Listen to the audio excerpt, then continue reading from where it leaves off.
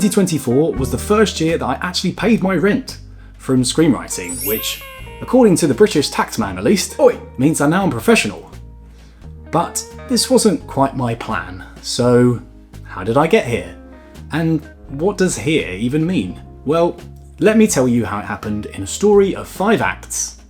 One that involves me emptying trash bags, Arnold Schwarzenegger, bad song lyrics, AstroTurf bedroom carpet. That is AstroTurf. And ultimately, how if you just keep going, even if you don't know exactly where, the dots of life will eventually connect and show you the way. We're going to begin with this little guy. He liked stories. I like stories so much that years later, when it was time to try and find a career after studying history at university, I didn't want to study a normal, steady job. One that would have obviously gone with the traditional path that I'd followed so far. I had the dream of working at the creative centre of film and television. Hooray for Hollywood! And of course, initially, I assumed the plan would go something like this. But as is usually the case in life, and in the movies, it ended up a hell of a lot more like this. The film business is pretty well known all around the world as difficult to get into, and as someone who didn't grow up in a family with a history of it, I didn't know where to start, to be honest. So I just began asking around. I asked anyone I could. I googled stuff on the internet. Who should I try and talk to? And I was trying to essentially get down the 6 degrees of separation, which luckily only took me 3. So someone that I spoke to knew someone who didn't work in the film industry. Hello. But they knew someone else who did. Hi. And by contacting them, I managed to get 1 shift of work experience, and that got me going. It turned out that the day's work experience was on a film's open casting day at an exhibition centre. So I hadn't even got to a proper film set yet, but it really didn't matter to me. I was super excited, really excited, because it was my first time on a set, or at least film adjacent. But also I found out it was for Harry Potter's new spin-off, Fantastic Beasts. And my job was going to be that of a crew runner, also known as a production assistant or PA in the US. It's basically the sort of famous job you do to get started. And given this was my first shot to make an impression on the big boys, I turned up sharp on Saturday at 5:30 AM. And for that 12 hours, I grafted. I put in my all. I cleaned up kids' pee from audition rooms. I handed out loads of different sunscreen to people who were passing out in the queue from the heat. There were so many people. And I remember distinctly rushing off to buy so much crew McDonald's with my colleague that we were just constantly referencing the Wolf of Wall Street scene. $26,000 worth of sides? Basically, I was just so desperate to impress that I literally ran everywhere around this massive venue to the point that the boss sat me down and said, "You don't actually need to run, Mike. Crew runner's just the job title, you weirdo." But it didn't matter, and my embarrassing enthusiasm actually worked, because at the end of the day, they said, "We might have a job for you." This was the moment that began 6 years of exciting highs and various stressful lows. Oh my God, bro. Oh, hell no, man. What the? As film crew. Because the funny thing was, at this point, even though I'd got my foot, my toe really, into the industry and begun a path to screenwriting, I hadn't even realised that I wanted to be one yet. When I arrived to the Fantastic Beasts set for the very first time, my goal was actually to become a creative producer and not to become a writer yet. But given that my work experience at the casting day had been with the locations department, that was understandably where I started. To explain how it works, the locations department fit into the very chaotic movie-making flowchart about here. And at the top, they're responsible for the very glamorous work of scouting shooting locations around the world with the director, but they're also responsible for the less glamorous but incredibly important and often undervalued jobs of running and organising the actual set. So for me as a PA, that meant a location PA, that meant stopping the public on the set, emptying the trash bags, and a hell of a lot of litter picking. Over the next year or so, you could call me the cigarette scooping maestro of sets, basically. I just did it constantly. I did 10,000, 30,000 steps a day. Fantastic Beasts, I did Tomb Raider, and I even did Ready Player One, where the set was essentially made of litter. So me and my other marshals, each day we had to work out what was like someone's lunch and what was the actual set. So thank you for that one, Steven Spielberg.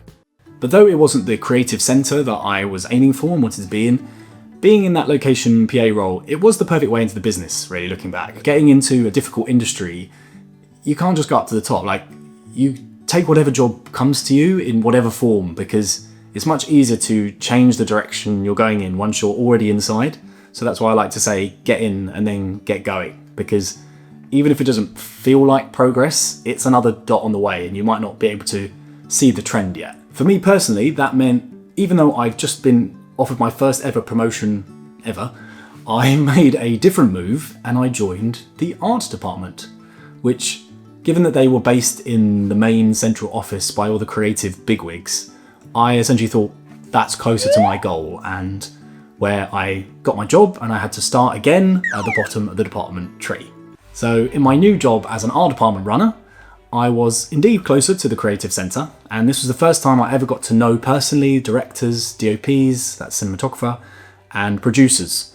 And one particular highlight of the period was I worked on Terminator, Dark Fate, in Spain, where I met Arnold, and I was inspired for the first time ever to write a screenplay. After years of not linking the fact that I loved to write stories as a child, specifically chose history, a writing discipline for university, and another very specific nod which I had on the way, which I'll get to later in the story, I finally connected the dots together and realised perhaps where I really should have been aiming all along. Idiot. I really liked also the idea that trying to be a writer, at least, you didn't have to wait for someone to give you a job or kind of hustle for it in the same way. You could try and create it out of nothing. So it was on the Terminator job in Madrid when I was sitting in a sweaty little flat that I rented with no aircon, AstroTurf carpet on the floor. Yes, you're right. That is AstroTurf. And before I got rid of them, these black silk Hugh Hefner style sheets. And the best thing about it all, which is this Hugh Hefner bed.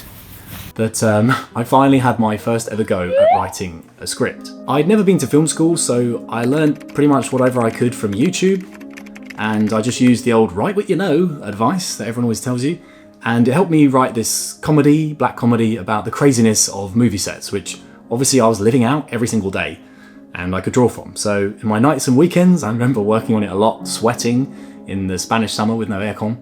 And when it was finished, I hustled it around to some of the heads of department on the set. Because though I was just a kid on the set, obviously, there were some seriously big deals around. And ironically, these were people that I only got to know and were able to then hand the script to because I had my job in the art department, which was a job I obviously never planned to have. Another dot. I very diligently printed their scripts with names on. That's what we do in the industry. I'm trying to be professional, I guess. And I handed them out, and to my excitement, they said it was good.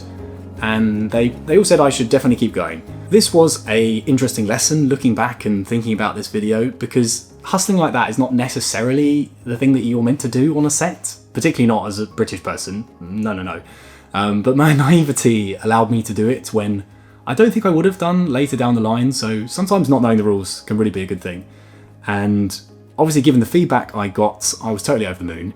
And straight away, I of course thought, I've got to get an agent. Hooray for Hollywood. So I emailed it out to lots of agencies and got no replies, or no yeses at least. But I will come back to that. What did happen in the meantime was I actually finally managed to get a job on my original goal of the production department, which was my third job. And well, you guessed it, I had to go back down the ladder again to this time become a production runner, a production assistant. Where I was making teas and coffees for the bosses. The only thing was that by the time I'd finally got there to my original goal, the writing bug had taken, and I knew that that was what I really wanted to do. So with this new focus, it was lucky timing because I got onto this Amazon Studios show next, which ran really, really long due to the pandemic, like famously long in the industry. And it gave me a paid job for a long time where I could write, essentially, and I didn't have to worry about hopping job.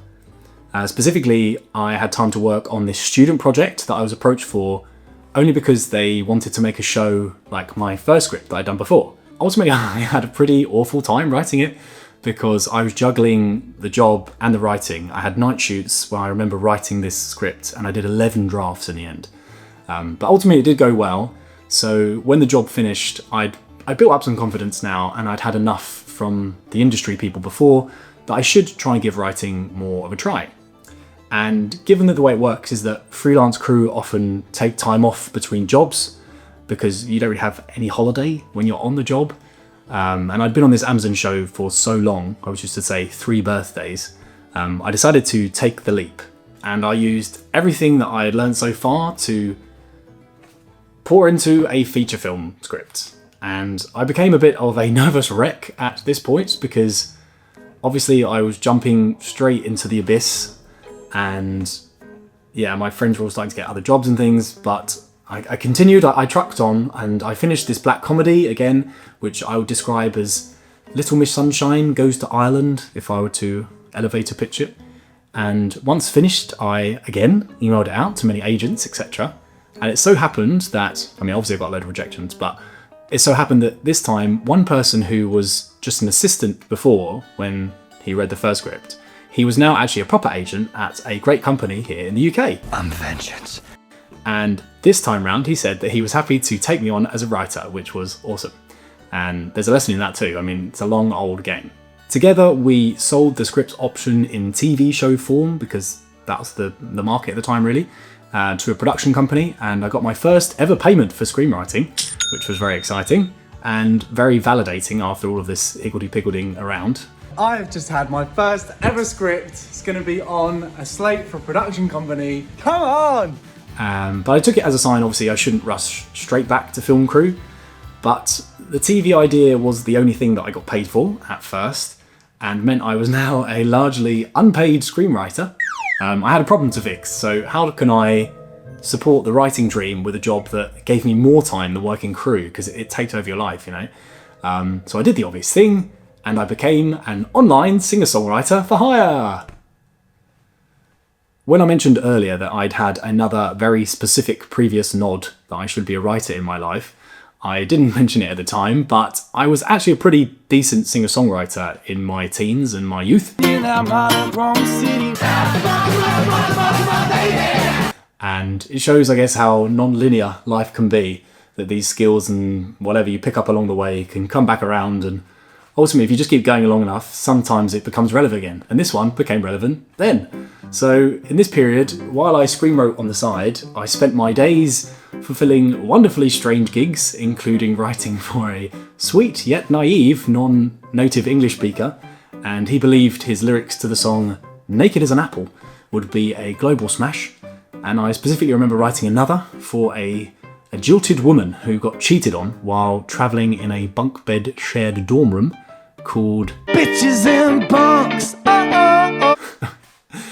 Thankfully though, in 2024, actual paid screenwriting came in, and for the moment I was set free of my very bizarre but fun day job, due in part to another script that I'd decided to write, which I can talk about in another video, that finally opened the door to all the production companies that I'd hoped to meet all along the way. So yes, we are back at the beginning. My life dots had connected, and I have made it here to the dream. But I also really want to say, what does here even mean? The truth of the matter is, regardless of my long, winding road of a story, by actual professional screenwriting standards, I am still at the beginning of my writing career. Everything I've worked on so far is in what's called development, and so therefore I'm yet to actually have anything be properly made, and that's arguably going to be an even harder goal to achieve. We will see how that goes. Which means actually I'm here in my head in terms of the journey, and is what brings me to YouTube. I'm starting this channel because I'm committed to following this career path, and I'm dedicated to storytelling, really, the craft of it, trying to learn everything about it. I do love to learn, and however I can, like on set, I used to ask an awful lot of questions to my colleagues, probably why they used to send me litter pigging so far away. In 2020, I set up a podcast called Red Carpet Rookies, where I interview loads of Oscar winners and the like about their career lessons. But they really do say that the best way to master a skill is to share it, and I plan to use this channel to share with you what I learned myself, almost like a learning diary of sorts. Even this week, I had a massive breakthrough on my own character building, which I had no idea about as a concept until about Wednesday. So things like that, you know. I'm planning to make videos on what I've learned from industry mentors, scripts I've read, scripts I've written, books I've read, anything and everything that's been helpful to me and could be helpful to anyone else interested in screenwriting and wider storytelling. Because, as I mentioned, YouTube is actually how I learned to write in the flat with the AstroTurf that you now know so well. And it would be really cool if I could do that for someone else. And one last thing I do want to mention, which is more of a note to self than anything else. Though I have tried my best to make this look like a real set, I didn't know anything about cameras before, so I'm quite happy with it. This is YouTube, not the movies, and YouTube titles are pretty short and don't exactly allow for much nuance, so I can't exactly call anything like this, sadly. It's just not really the vibe around here, you know? So anyway, that is me. At the end of one journey and the beginning of hopefully another exciting one. If you're a fellow writer, novelist, or simply interested in storytelling and might like to learn along with me, I hope to see you in the next.